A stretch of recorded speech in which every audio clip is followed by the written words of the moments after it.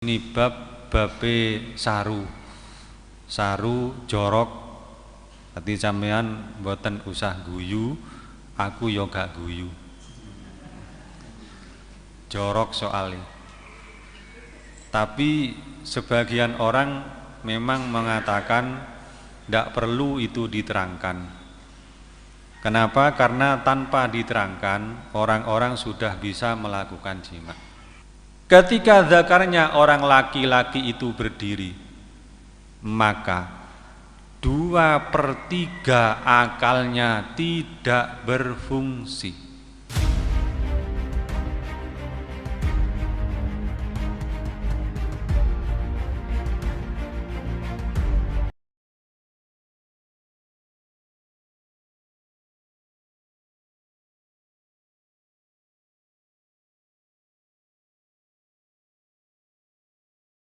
Wabarakatuh.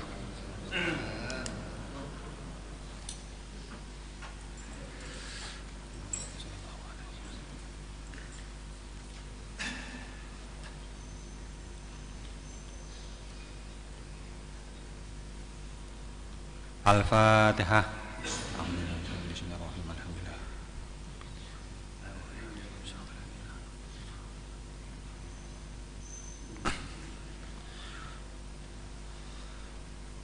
Bismillahirrahmanirrahim. Alhamdulillahirabbil alamin. Allahumma shalli ala sayyidina Muhammad. Qala al-muallif rahimahullah wa nafa'ana bihi wa bi ulumihi wa bi asrarihi fid dharaini amin ya rabbal alamin ya mujibas sailin. Amma zauju anapun utawi bojo lanang iku fa'alaihi moko iku wajib ing atase zaud maraatul wiqai utawi jaga utawi ngreksa jima. Meneruskan pelajaran yang kemarin bahwasanya seorang suami itu wajib menjaga atau memperhatikan masalah jima. Jima ini hukum asal bukanlah kewajiban suami. Tetapi kalau terjadi hal-hal yang tidak diinginkan pada istri, umpama suami tidak menjimaknya, maka hukumnya wajib. Para jamaah, ini babe saru jorok. Dadi sampean mboten usah guyu, aku yo gak guyu. Jorok soalnya. Tapi sebagian orang memang mengatakan tidak perlu itu diterangkan. Kenapa? Karena tanpa diterangkan orang-orang sudah bisa melakukan jima. Tetapi di dalam kitab itu ada memang kaifiyahnya jima. Kalau tidak diterangkan masalah jima, maka la farqa bainal insan wal hayawan. Tidak ada bedanya jimaknya manusia dengan hewan. Maka kita berusaha menjadi orang yang ilmiah, amaliyah, ilmiah. Apa yang kita punya, ilmu yang kita punya, kita amalkan. Apa yang kita amalkan sesuai dengan ilmu. Jadi tidak masalah sholat kita tok yang kita ilmuni, tapi juga masalah jima kita ilmuni. Biar menjadi orang ilmiah, amaliyah, ilmiah. Beda pendapat biasa. Mungkin sholatnya saya dengan sholatnya sampean ada sebagian kecil yang tidak sama, biasa. Yang penting sama-sama punya dalil, punya dasar pun. Jima ini merupakan salah satu daripada tujuan utama kita nikah. Nikah itu ada 3 tujuan utama. Yang pertama adalah hifdun nasal, menjaga kelangsungan hidup manusia di muka bumi ini. Bagaimana sekiranya manusia itu tetap ada, ya maka kita nikah. Kanjeng Nabi dawuh tanakahu tanasalu fa inna mubahim bikumul umam. Nikahlah kamu semua, kemudian gaya keturunan sing akeh.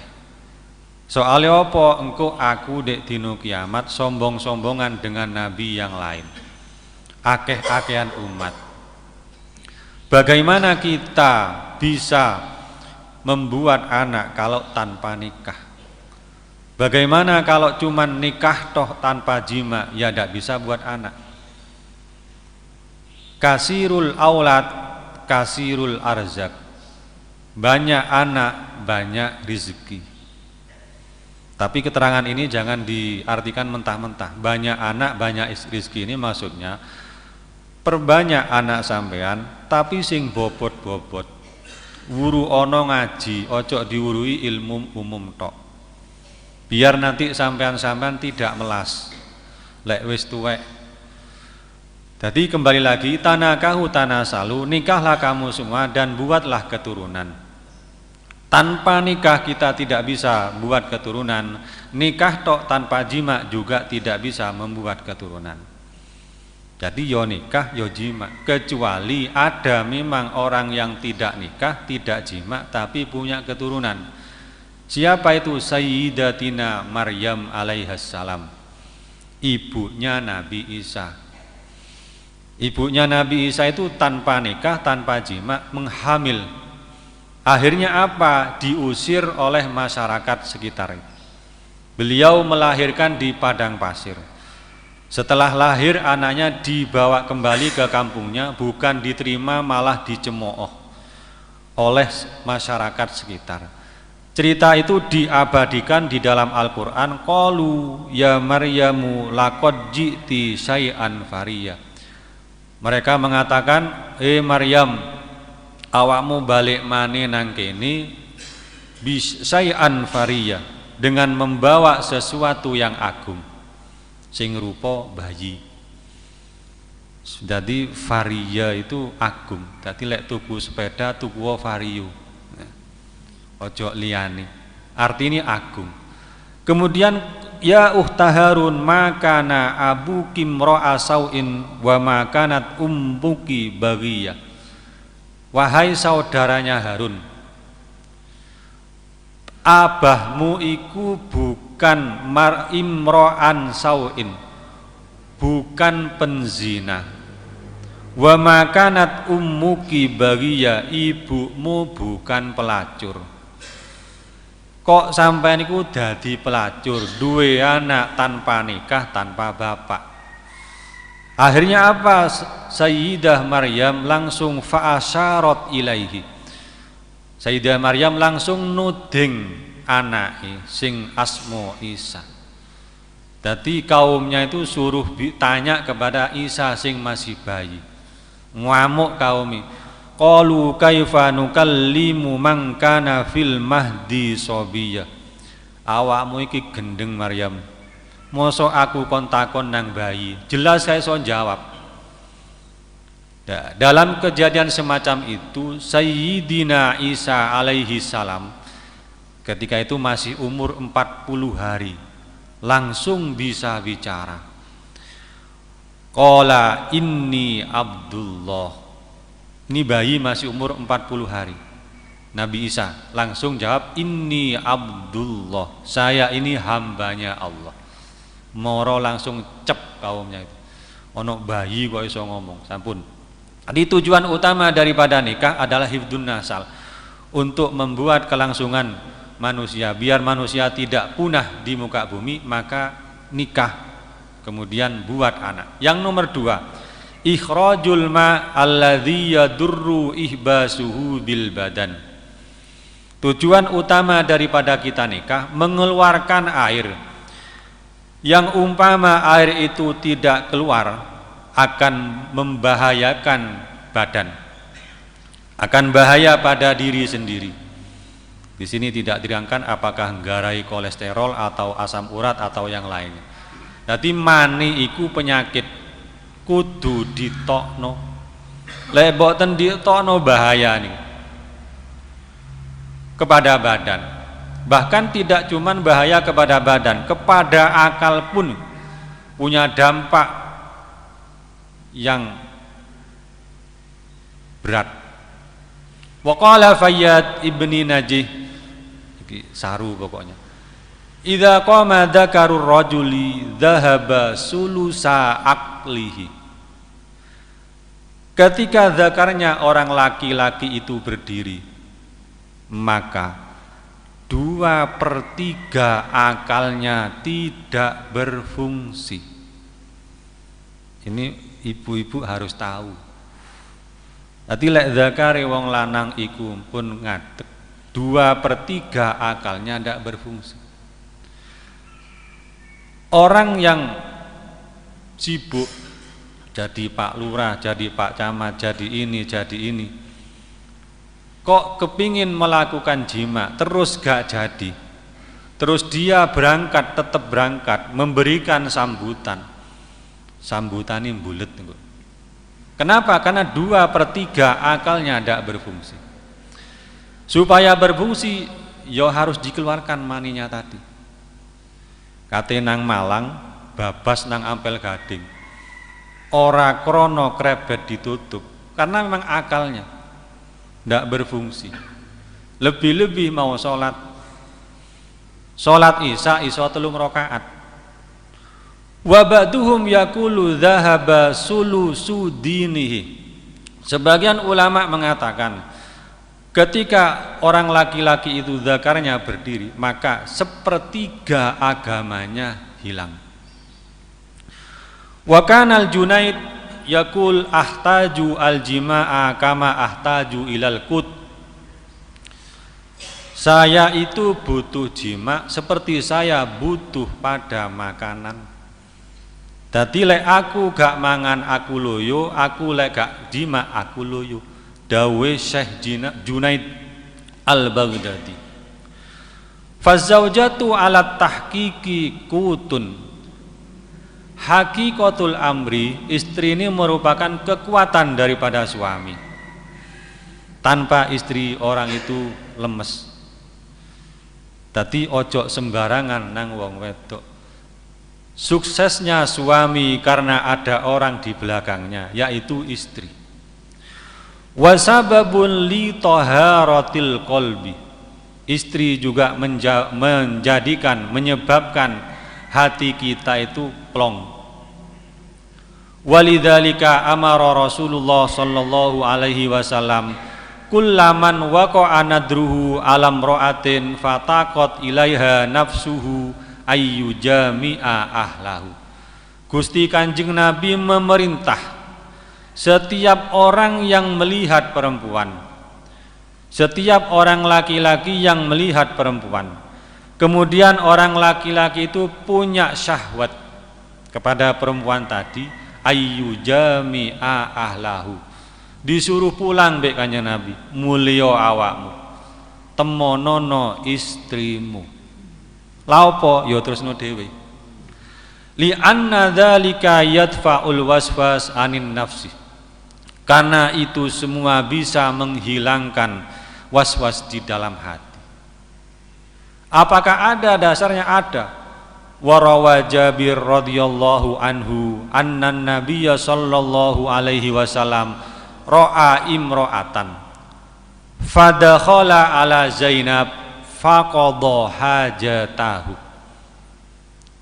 Sahabat Jabir meriwayatkan bahwasanya Kanjeng Nabi itu pernah suatu ketika keluar rumah melihat seorang perempuan. Mungkin Kanjeng Nabi tertarik atau mengakui kecantikan perempuan tadi. Akhirnya Kanjeng Nabi pulang, masuk ke kamarnya Sayyidah Zainab, istrinya. Faqadha hajatahu, kemudian ya beliau melakukan hubungan intim sama Sayyidah Zainab. Dadi lek panjenengan metu nang jaba, gak mungkin sampean ketok wong lanang tok. Mesti ketok wong wadon. Ora mungkin ketok wong wadon sing elek tok, tapi yo ketok wong wadon sing ayu. Kok ada kerentek sampean wis mulya. Apa lek mulya, apa mulya yo temonono bojone. Lha apa yo terusno dhewe. Lha iki sik awan yo ora usah gak urusan awan bengi. Ngenteni bengi kesuwen, ilang 1/2/3 akale sampean. Wa qala Rasulullah sallallahu alaihi wasallam, innal mar'ata idza aqbalat bi surati syaitanin. Kan dawuh Kanjeng Nabi, ketahuilah bahwasanya perempuan itu ketika keluar iku dibarengi setan. Bagaimana sekiranya perempuan tadi bisa menarik laki-laki, atau orang perempuan itu sudah tidak menarik tapi bisetan, dengan setan dipacai sing wayu, akhirnya apa? Menarik laki-laki. Kalau sudah begitu, fa idza ra'a ahadukum imra'atan fa'ajabathu falyati ahlahu. Ketika kamu melihat perempuan, kamu laki-laki melihat perempuan, kemudian kamu itu takjub kepada perempuan tadi, falyati ahlahu, maka pulanglah, temui istrimu. Ada apa? Fa inna ma'aha mislul ladzi ma'aha, karena apa yang dimiliki oleh perempuan yang kamu lihat juga dimiliki oleh istrimu. Dadi ora kudu bengi, awan pun lakukan. Ini perintah Kanjeng Nabi. Wong ora suwe dilu, suwean salat duha. Salat duha kan melintir rong rakaat. Iku berarti sak rakaat wis mari. Wa kadza yuhka an ibni Umar radhiyallahu an wa kana min zuhatis sahabah wa ulamaihim. Ini tambah saru. Diceritakan bahwasanya Ibnu Umar ini merupakan sahabat yang zuhud. Sahabat termasuk sahabat yang paling zuhud dan sahabat yang paling alim. Ada apa dengan Ibnu Umar? Annahu kana yuftiru minas saumi alal jima qoblal akli. Beliau itu kalau puasa bukanya ini ndak makan dulu, tapi langsung jima. Tadi sebelum mangan sego, sebelum ngombe langsung jima. Iki Ibnu Umar, sahabat yang paling zuhud, sahabat yang paling alim. Tapi kalau kita melihat di ilmu fikih, ngono iku diperinci. Kalau bahaya kepada badan ya ndak boleh.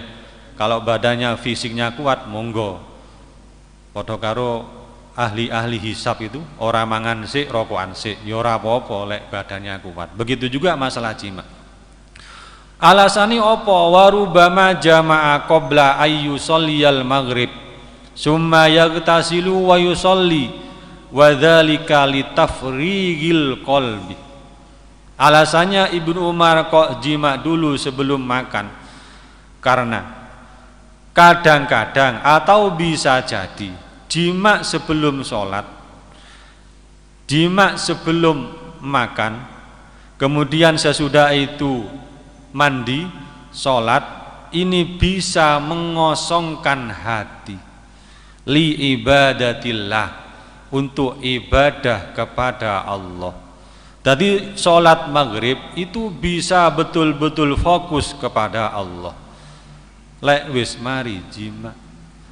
Di samping itu wa ikhraji widdatis syaiton minhu, dan bisa menghilangkan was-wasnya hati ketika kita jima dulu sebelum sholat.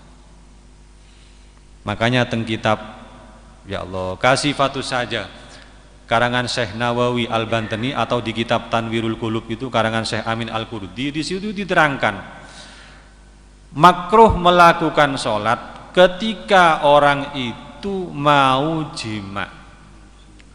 Mau jima, istri ada atau akan ada. Istrinya ada tapi sebentar lagi datang dari tahlilan, isya lah katakanlah. Ketika itu krungu adzan isya, salate dipending dhisik. Gak usah nang masjid sik brai. Lha apa jimaos sik. Soale apa? Lek ngotot hukumi makruh. Sholat dalam keadaan kepingin jima itu hukumnya makruh. Bisa dicek di kitab Kasifatus Saja. Kenapa? Karena tidak bisa fokus. Lebih-lebih pas wayai ngimami. Sholat subuh iso 3 rakaat. Tidak fokus pun. Kemudian alasan atau tujuan utama kita nikah itu nailul ladzah, untuk mencari, untuk memperoleh keenaan. Dadi rabi ku niate ya untuk mencari keenaan. Asale turu dhewe malah turu loro. Asale adem dadi anget. Dan kalau kelas-kelas kita, ibadah yang paling enak yaitu jima. Kalau kelas kita, kalau kelas ulama-ulama sing top ya bisa saja sholat. Kalau kelas kita, ibadah yang paling enak adalah jima.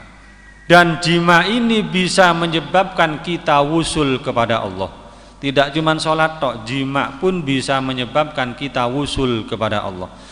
Teng tafsir Sawi diterangkan, qala ba'dul arifin ladzatul jima rubbama kanat min abwabil wusul ilallah. Bisa jadi keenaan dalam kita melakukan jima ini bisa menyebabkan kita wusul kepada Allah. Kemudian wahadihis salasah, tujuan utama nikah yang nomor 3, yakni mencari keenaan untuk memperoleh keenaan, tabqa fil jannah. Ini berlangsung sampai kita masuk surga. Selainnya yang 1, 2 ini hilang. 1, 2 itu kan tujuannya adalah mencari keturunan. Yang kedua adalah mengeluarkan air yang umpama tidak dikeluarkan akan jadi penyakit. Itu semuanya hilang ketika kita masuk surga. Kenapa? Karena ketika kita masuk surga, ketika jima tidak akan punya keturunan. Ketika kita masuk surga, ketika kita melakukan jima, maka tidak ada istilah menahan mani. Menahan mani itu terjadi di dunia, di surga ora ono. Lek dunya akeh. Sing wedok dijak awan semoyo bengi. Akhirnya apa? Gak keluar-keluar mani ini. Dijak bengi semoyo meni. Kalau di surga ada istilah begitu langsung. Jadi yang tersisa itu hanya nailul ladzat nanti. Ketika kita melakukan jima di surga enak. Kemudian nikah ini merupakan syariat, mulainya itu dari Nabi Adam sampai berlanjut di surga nanti. Bahkan di surga itu nanti kita boleh nikah dengan mahram kita.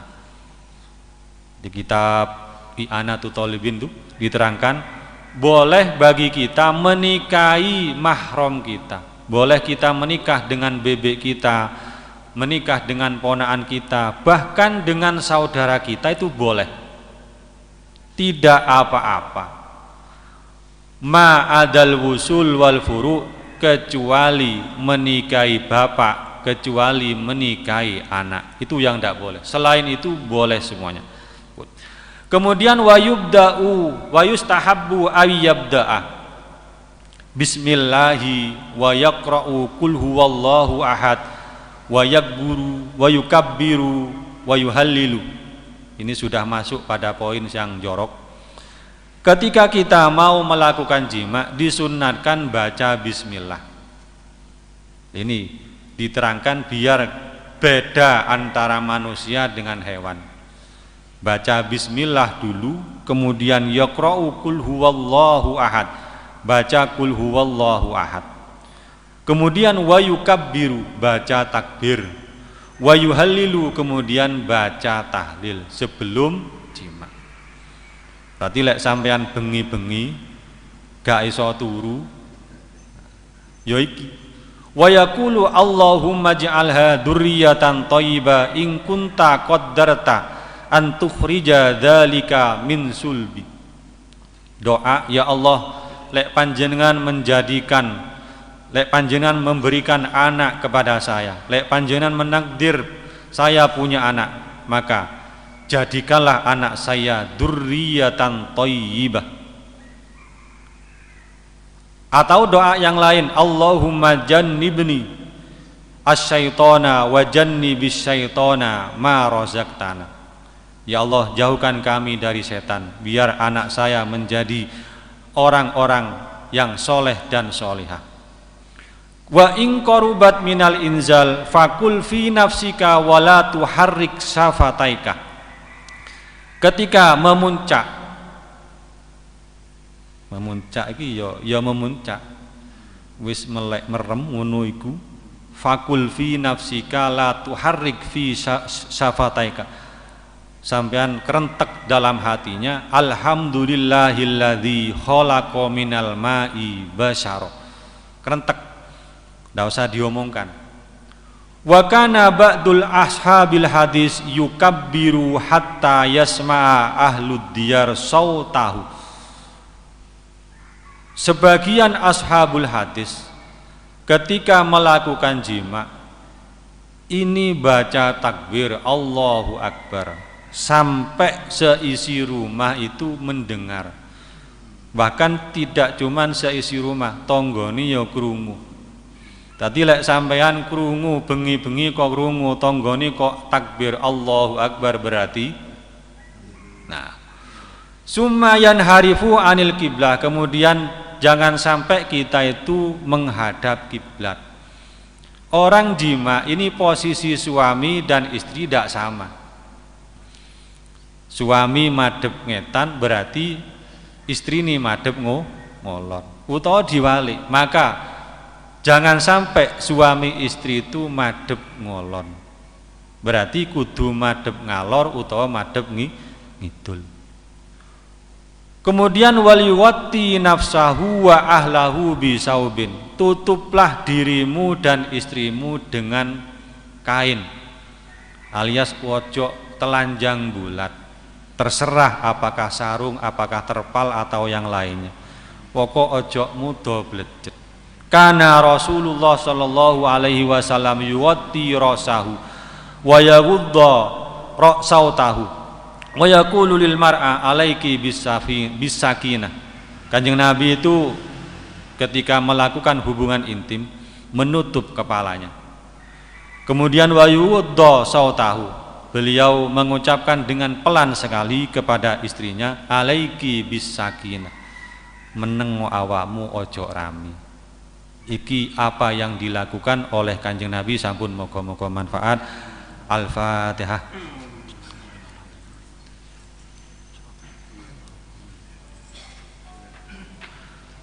Assalamualaikum warahmatullahi wabarakatuh.